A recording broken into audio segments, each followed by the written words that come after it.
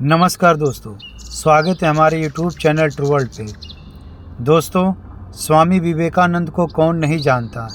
आइए स्वामी विवेकानंद से जुड़ी एक छोटी सी कहानी जानते हैं। स्वामी विवेकानंद का जीवन अनेक प्रेरणादायक स्मरणों से भरा पड़ा है। जो लोग मनुष्य की क्षमता को एक सीमित नज़रिए से देखते हैं, उनके लिए तो स्वामी विवेकानंद के जीवन को पढ़ना और समझना अत्यंत आवश्यक है। स्वामी विवेकानंद के जीवन की ऐसी ही एक महत्वपूर्ण घटना जर्मनी में घटी, जब वे जर्मनी के महान दार्शनिक और सिद्धांत पॉल जैकब डुडसन के मेहमान थे। यह पहली बार था जब पॉल जैकब डुडसन जर्मन इंडोलॉजिस्ट और कील विश्वविद्यालय में दर्शन शास्त्र के प्रोफेसर को किसी हिंदू योगी की एकाग्रता, बोध, क्षमता और संयम की शक्ति का परिचय हुआ था। बात उस वक्त की है जब स्वामी विवेकानंद जर्मनी गए थे। अपने प्रवास के दौरान वे पॉल डुडसन नाम के अत्यंत प्रभावशाली दार्शनिक और विद्वान के घर मेहमान थे। स्वामी विवेकानंद पॉल डुडसन के अध्ययन कक्ष में बैठे हुए थे और दोनों में कुछ बातचीत हो रही थी। वहीं टेबल पर जर्मन भाषा में लिखी हुई एक किताब पड़ी हुई थी जो संगीत के बारे में थी। इस किताब के बारे में डुडसन ने विवेकानंद से काफ़ी तारीफ़ें की थी। स्वामी विवेकानंद ने डुडसन से वह किताब केवल 1 घंटे के लिए देने के लिए कहा ताकि वे इस किताब को पढ़ सकें। लेकिन स्वामी विवेकानंद की इस बात पर उस दार्शनिक को बहुत आश्चर्य हुआ। उनके आश्चर्य का कारण यह था कि एक तो वह किताब जर्मन भाषा में थी जो स्वामी विवेकानंद जानते नहीं थे। दूसरे, वह किताब इतनी मोटी थी कि उसे पढ़ने में कई हफ्तों का समय चाहिए था। पॉल डुडसन को स्वामी विवेकानंद की इस बात का बुरा लगा, क्योंकि वो खुद इस किताब को कई दिनों से पढ़ रहे थे और अभी आधा भी नहीं पढ़ पाए थे। उन्होंने स्वामी विवेकानंद से पूछा, क्या केवल 1 घंटे में आप इस किताब को पढ़ लेंगे? मैं इस किताब को अभी तक सही से समझ नहीं पा रहा हूँ, जबकि मुझे इसे पढ़ते हुए कई हफ्ते बीत चुके हैं। यह बहुत ही उच्च स्तर की किताब है और इसे समझना बहुत कठिन है। डुडसन की इन बातों पर स्वामी विवेकानंद ने उससे कहा कि मैं विवेकानंद हूँ, पॉल डुडसन नहीं। इसके बाद पॉल ने वह पुस्तक देना स्वीकार कर लिया। स्वामी विवेकानंद ने बिना खोले ही किताब को पूरा याद कर लिया। उस पुस्तक को स्वामी विवेकानंद ने कुछ देर तक अपनी दोनों हथेलियों के बीच दबा कर रखा और फिर पॉल डुडसन के पास लौटा आए। विवेकानंद ने जर्मन दार्शनिक से कहा, इस किताब में कुछ खास नहीं है। फिर क्या था? उस महाशय के आश्चर्य का ठिकाना न रहा। उन्हें लगा कि विवेकानंद या तो झूठ बोल रहे हैं या उन्हें अपने ज्ञान का घमंड हो गया है। उन्हें यकीन नहीं हुआ कि 1 घंटे में ही विवेकानंद उस पुस्तक के बारे में अपनी राय कैसे दे सकते हैं, और वो भी तब जब उन्हें जर्मन भाषा आती भी नहीं है।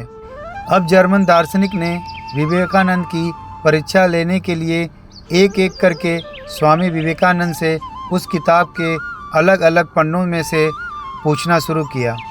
किंतु पॉल डुडसन के जीवन का सबसे बड़ा आश्चर्य हुआ जब विवेकानंद ने न केवल उन सभी पन्नों की जानकारियों के बारे में सही सही बता दिया, बल्कि उससे संबंधित अलग अलग विचारों को भी उनके सामने रख दिया। विवेकानंद की मानसिक शक्ति से उस जर्मन दार्शनिक को अंदर से झकझोर दिया। वे पूछ उठे, यह कैसे संभव है? इस पर विवेकानंद ने उत्तर दिया, इसलिए लोग मुझे स्वामी विवेकानंद कहते हैं। उन्होंने उस पॉल डुडसन को ब्रह्मचर्य, त्याग और संयम के पालन से मिलने वाली शक्ति के बारे में बताया और कहा कि यदि मनुष्य एक संयमित जीवन जिए तो उसके मन की मेघा स्मरण और अन्य शक्तियाँ जागृत हो सकती हैं। बाद में पॉल डुडसन ने सनातन संस्कृत अपनाकर अपना नाम देवसेन रख लिया था। दोस्तों, आजकल दिन प्रतिदिन नई पीढ़ी और युवा वर्ग जाने अनजाने में विदेशी रहन सहन और पाश्चात्य विचारों को अंधाधुंध अपनाती जा रही है। इतना ही नहीं, उन्हें ऐसा करने में प्रतिष्ठा नज़र आती है, भले ही वो रहन सहन हमारे शरीर और मानसिक स्वास्थ्य के लिए हानिकारक ही क्यों न हो। हमारी युवा पीढ़ी इस बात को भूल सी गई है कि भारत की संस्कृति, परंपरा और अध्यात्म में जीवन में ऐसे बहुमूल्य अनुभव छुपे हैं जो किसी अन्य देश अथवा संस्कृति के पास नहीं है।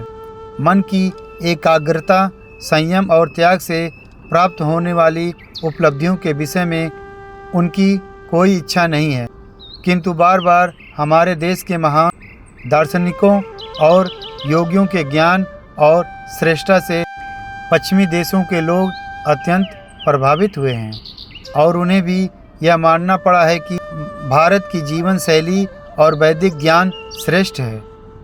स्वामी विवेकानंद का जीवन हमें निर्भीक, साहसी, संयमी और परिश्रमी बनाने की शिक्षा देता है। एक ओर वेदांत, ब्रह्म सूत्र और गीता जैसे ग्रंथ ज्ञान विज्ञान के उच्चतम अनुभवों की शिक्षा देते हैं, तो दूसरी ओर हमारे अन्य ग्रंथ दैनिक जीवन को मर्यादित और अनुशासित।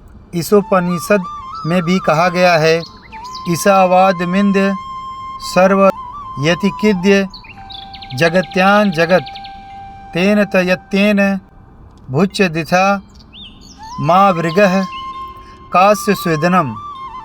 अर्थात इस ब्रह्मांड के भीतर भी प्रत्येक जड़ अथवा चेतन वस्तु भगवान द्वारा नियंत्रित है और उन्हीं की संपत्ति है। अतः मनुष्य को चाहिए कि अपने लिए केवल उन्हीं वस्तुओं को स्वीकार करे जो उनके लिए आवश्यक है और जो उनके भाग के रूप में नियत कर दी गई है। मनुष्य को यह भली बात जानते हुए कि अन्य वस्तुएं किसकी है, उन्हें स्वीकार नहीं करना चाहिए। दोस्तों, स्वामी विवेकानंद की कहानी आपको कैसी लगी कमेंट करें। अगर दोस्तों कहानी अच्छी लगी हो तो प्लीज़ एक लाइक और एक सब्सक्राइब करें, क्योंकि आपके एक लाइक और सब्सक्राइब से मुझे हौसला मिलता है। धन्यवाद।